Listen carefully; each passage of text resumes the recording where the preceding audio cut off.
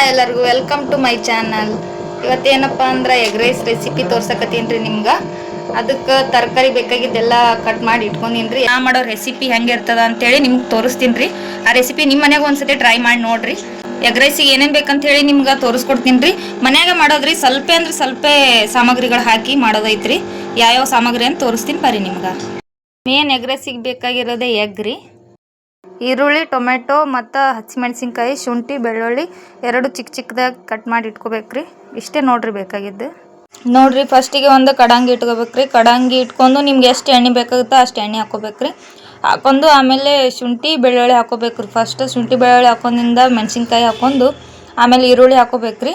ಹಾಕೊಂಡು ಸ್ವಲ್ಪ ಅದು ಬೇಯಬೇಕ್ರಿ. ಬೇದಿಂದ ಟೊಮೆಟೊ ಹಾಕೋರಿ. ಒಬ್ಬೊಬ್ರು ಟೊಮೆಟೊ ತಿನ್ನಲ್ಲ, ಅದು ಬೇಕಾದ್ರೆ ಹಾಕೋರಿ, ಇಲ್ಲಾಂದ್ರೆ ಸ್ಕಿಪ್ ಮಾಡಿರಿ. ಇದಿಷ್ಟು ಚಂದಗೆ ಬೇಯಬೇಕ್ರಿ. ಅದು ನೀವೇನಾರ ಗಡ್ಬಡ ಒಳಗೆ ಹಾಗೆ ತತ್ತಿ ಒಡೆದು ಹಾಕಿಬಿಟ್ರಿ ಅಂದ್ರೆ ಅದು ಚಂದ ಆಗಲ್ರಿ. ಸ್ವಲ್ಪ ಬೆಂದಿಂದ ತತ್ತಿ ಒಡೆದು ಹಾಕ್ರಿ. ನಾನು ಮನಗೆ ಇಬ್ಬರಿಗೇನೆ ಮಾಡ್ಕೊಕತ್ತೀನಿ ರೀ. ಅದಕ್ಕೆ ನಾನು 3 ಎಗ್ ಹಾಕೀನಿ ರೀ. ನೀವು ನಿಮ್ಗೆ ಎಷ್ಟು ಬೇಕೋ ಅಷ್ಟು ಅನುಕೂಲ ಆದಷ್ಟು ಹಾಕೋರಿ.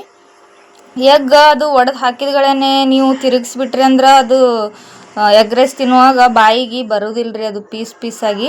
ಅದಕ್ಕೆ ನಾನು ಸ್ವಲ್ಪ ಹೊತ್ತು ಬಿಟ್ಟು ಅದನ್ನು ಅಂದರೆ ಅದು ಸ್ವಲ್ಪ ದಪ್ಪ ಆಗಿ ಬಂತಂದ್ರೆ ಬಾಯಿಗೆ ಟೇಸ್ಟ್ ಕೊಡ್ತದ್ರಿ. ಆಮೇಲೆ ಎಗ್ ಒಡೆದು ಹಾಕಿಂದ ಸ್ವಲ್ಪ ಉಪ್ಪು ಹಾಕ್ಬೇಕ್ರಿ. ಇದಕ್ಕೆ ಸ್ವಲ್ಪ ಉಪ್ಪು ಹಾಕ್ಬೇಕ್ರಿ. ಮತ್ತು ಆಮೇಲೆ ಅನ್ನಕ್ಕೆ ಸ್ವಲ್ಪ ಉಪ್ಪು ಹಾಕ್ಬೇಕ್ರಿ.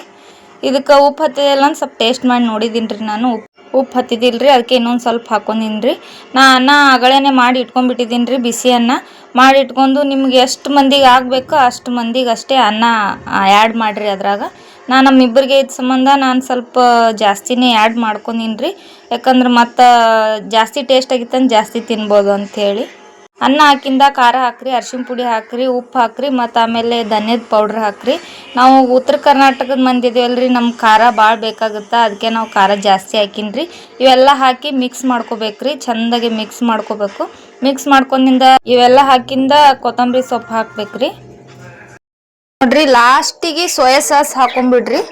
ಸ್ವಲ್ಪ ಸೋಯಾ ಸಾಸ್ ಇತ್ತಂದ್ರೆ ಟೇಸ್ಟ್ ಆಗ್ತದ್ರಿ ಅದು ಎಗ್ ರೈಸ. ನಿಮ್ಮ ಮನ್ಯಾಗ ಇರಲಿಲ್ಲ ಅಂದ್ರೆ ಸ್ಕಿಪ್ ಮಾಡಿರಿ ಅದನ್ನು. ನೋಡ್ರಿ, ಈ ಥರ ಬಂದದ ನೋಡ್ರಿ ಎಗ್ ರೈಸ.